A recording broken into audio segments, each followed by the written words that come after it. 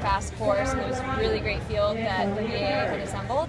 And you have some of the best marathoners, some of the best 10K runners in the world, so we prepared to go out really fast, and I was surprised that I was leading the charge for how fast it was, and I saw a split that was indicative of a really fast day, and I said, well, let's just keep this up.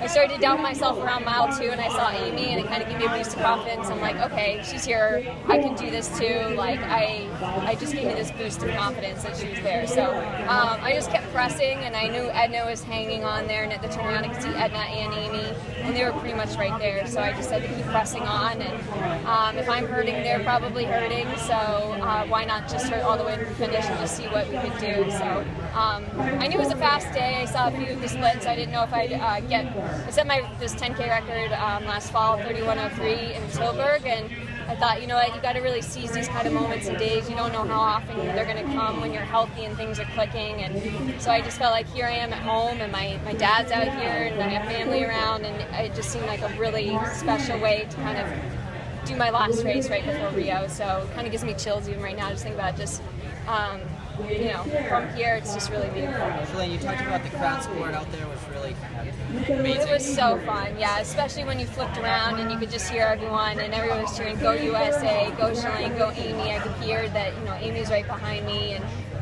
it just really, it really means a lot to us because we do a lot of solitary training, and to know that we have the potential to inspire people to be fit and healthy and get out and run, it just really inspires our training and allows us to dig a little bit deeper, knowing that there's like a purpose to what we're doing. What does this say about your training for Rio?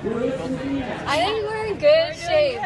This is our second PR already, so you know, we know Rio conditions may not be conducive for PRs and running super fast, but I think it just shows that we're fit and we're ready to run with anyone in the world on any given day. And we're going to give ourselves a chance, and I think this just boosts our confidence that we're heading in the right direction. I feel like now we're just going to be playing defense. Now we can only mess it up, so we're just going to go back up to altitude, do what we've been doing. There's no secrets to our training. It's just a lot of hard work, and you know, we have each other to keep ourselves in check and to keep ourselves accountable. So we just have to not mess it up now for the next 6 weeks. We're in a good place. Have you guys backed off training at all for these last 2 races? Like, do you imagine you'll get into a more intense training block the next few weeks in the preparation for Rio? We've actually been in really intense training. Like, we did a really hard key workout last Sunday. We didn't even decide to come here until last Sunday.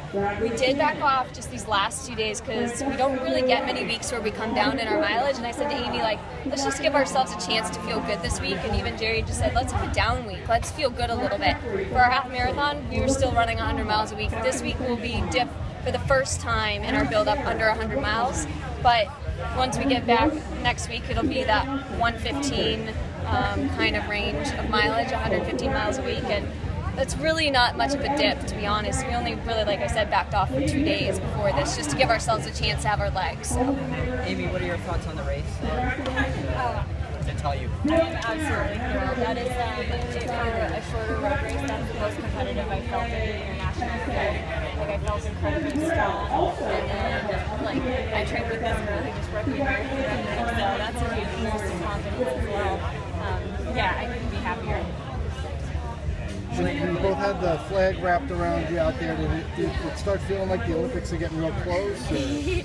Yeah, having people cheer for us when we turn around, look back, and yell "Go USA," and it like reminds you how many people you have supporting you back from back home, and so we're going to carry that through us to the marathon.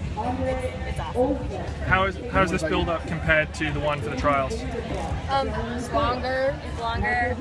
I feel More like miles, a little more intense. Not too different though. not too different. I feel like we're about where we were when we raced the trials, though. Like in fitness wise. But still feeling good. So yeah, it's going really well. Do you think you guys will still try to work together in Rio like you did in LA, or is this more of a every woman for herself thing in the Olympics? I think we'll assess like when we get out there. I see, you know, if it's a slower pace race, I mean, I'm very comfortable running next to Amy. I think we find this like comfort level, and you know, in the trials there's lots of pictures of us where we're literally synchronized in our running form, and I think there's something to be said, like there's just good energy. So like if it's a slower race or something and we find each other together, but you know, if it's a hard race, we just have to do what's best for us, and like we'll do whatever it takes to have our best race. Sorry, that's my dad. I really need to get in touch with him. Hold on.